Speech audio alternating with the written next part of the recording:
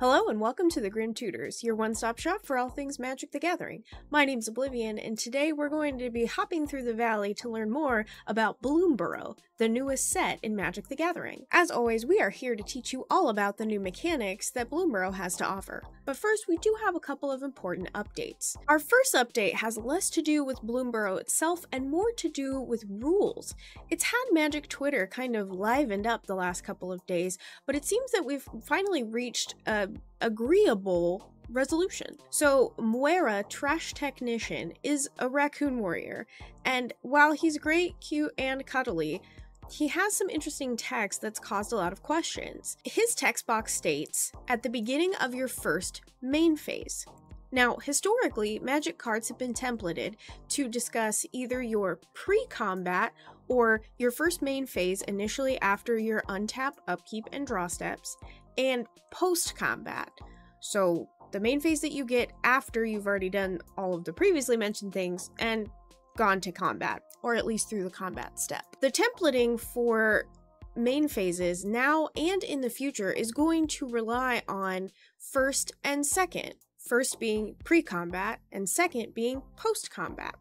But this brought up a lot of questions about different cards that allow multiple main phases, or even multiple combat steps. Neheb fans, we're looking at you on this one. Although moving forward, the templating is going to be first instead of pre, and second instead of post for your main phases, that there will be some cards, 11 of them in fact, that will show in the Oracle text that it will still use pre and post combat. There's 11 paper cards and 3 alchemy only cards that are used on Arena that will continue to use this pre and post, even though the templating for this wording is going to be changing. Shout out to Watsy Matt for answering the community's questions, letting us know about this ahead of time, and finding a very swift resolution. The nuts and bolts being that instead of pre-combat main phase and post-combat main phase, cards will henceforth say first main phase and second main phase. In addition to Bloomburrow joining the Magic the Gathering world on August 2nd, it will also be joining the standard rotation. This will be the first rotation since the year changing and how sets rotate out that was adjusted in 2022, and I'm definitely excited to see how this format's gonna look. When Bloomburrow officially releases on August 2nd, the 4 oldest sets in standard rotation currently will leave as Bloomburrow enters. Those are Innistrad Midnight Hunt, Innistrad Crimson Vow, Kamigawa Neon Dynasty, and Streets of New Capenna. So once we say hello to our fun friends over in the valley, we will be saying goodbye to those 4 sets. So standard will begin to look like Dominaria United all the way up through Bloomburrow. So there's a lot of different decks I know that I saw during the Pro Tour that kind of won't exist anymore, looking at you Teamer Lands deck, but it's very exciting to see how the format will change and adjust with Bloomburrow entering and these other sets exiting. That also brings us to another templating change that some people have been a little up in arms about. We are curious to hear your thoughts. Cards moving forward will be templated to state enters in lieu of enters the battlefield. How do you feel about this? Do you like it? Do you hate it? Are you indifferent? Let us know. Our first Bloomburrow mechanic is Offspring. Offspring is a new mechanic for creatures. As you cast your creature spell, if it has Offspring, you can choose to pay the Offspring cost. If you do, as the creature that you cast enters, it will also make an additional token that is a copy of it, except it's a 1/1. So then you get 2 little friends. And that sounds really fun. For a card like Tender Wild Guide, you can pay the 1 in the green to have Tender Wild Guide enter and do all of the Possum Druid things that it's going to do. But as you cast the spell, if you choose to pay an additional 2 colorless mana, you can not only have your 2/2 Tender Wild Guide, but also a 1/1 Tender Wild Guide. 2 possums for the price of... Okay, well, for the price of 2. The Offspring token has the same name, creature type, mana cost, mana value, and abilities as the parent creature. The only differences are power and toughness.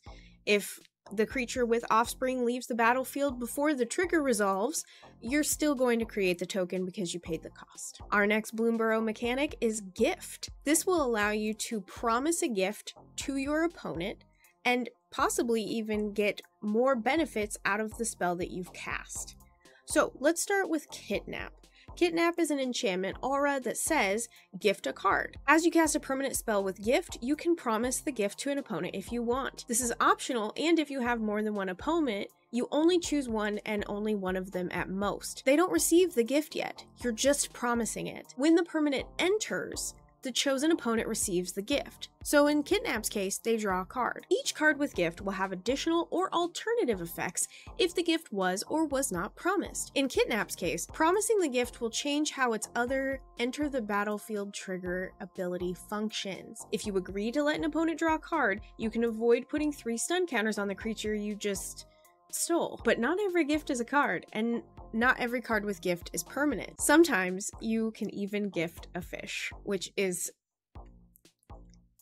the idea of just a little creature saying, here, please have this fish. This is my gift to you, is so precious. I love it more than drawing a card. A card like Parting Gust allows you to gift a tapped 1/1 blue fish creature token. Promising the gift for an instant or sorcery spell works just like it does for a permanent spell. You promise the gift as you cast the spell. It's an additional cost. The opponent receiving the gift, that works a little bit differently. As the instant or sorcery spell starts resolving, first the opponent receives their gift. So with Parting Gust, they will get their fish. Then the spell's other effects will happen. If a spell that you're casting has targets, those targets are of course chosen before the gift is given. So any newly created tapped fish token couldn't be the target, but those tokens will be on the battlefield for any other untargeted effects that the spell may have. For all cards with Gift, permanent and otherwise, the spell must resolve for the gift to be received. So for permanent spells, if the spell doesn't resolve, that permanent never enters, so its triggered ability never triggers. For instance, in sorceries, if the spell is countered or its targets become illegal, none of its effects will happen, including the gift. The opponent will only receive the gift if the spell fully resolves.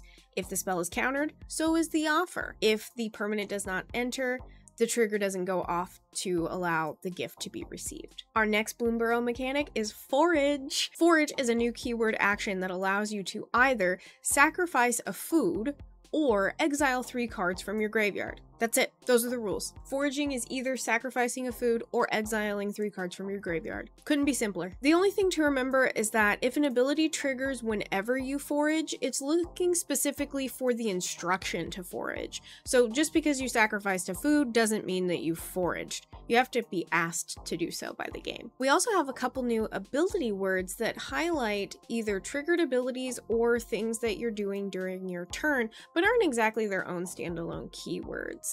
The first one's Valiant. Valiant's a new ability word that highlights triggered abilities that trigger whenever a creature becomes the target of a spell or ability you control for the first time each turn. Valiant abilities trigger during opponents' turns as well, but only once each turn. Then of course we have Expend. Expend is a new rules term that tracks how much mana you've spent to cast spells over the course of the turn. So for a card like Junkblade Bruiser, it's looking for you to expend 4, or spend your 4th total mana to cast spells during a turn. An ability like this is only going to be able to trigger once each turn, because it's looking specifically for the 4th mana that you've spent, not every 4 mana. So the game is kind of counting how many mana you've spent so far this turn, and once it hits 4, bada boom, you've done the expenditure. The permanent with Expend needs to be on the battlefield to see you spend that mana. Notably, if you spend 5 mana to cast Junkblade Bruiser itself, its ability won't see that because it isn't on the battlefield. By the time it is, you've been spending probably your 6th mana at the least to cast spells that turn, so the ability will have to wait until the next turn to trigger. It also doesn't matter what happened to the spells that you cast. Whether they resolved, they didn't, they were countered, they're still on the stack, you've cast them. You have put the money into the pot. You have tapped your mana. You have acquired the juice for the Squeeze. I don't know. I don't know why I needed so many analogies for that. Another thing to know is that all of the mana that you spend to cast the spells counts, not just the mana spent to cover the mana cost. So additional costs like Offspring, alternative costs, anything like that, that's all factored in because it's just counting, I have spent 1 mana, I have spent 2 mana. It's just counting all of the mana that you've spent so far on your turn. Paw Print is a new type of thematic modal spell. It allows you to spend up to 5 paw prints worth of modes. So this isn't a resource like mana or energy. It isn't something that you can acquire and then spend later.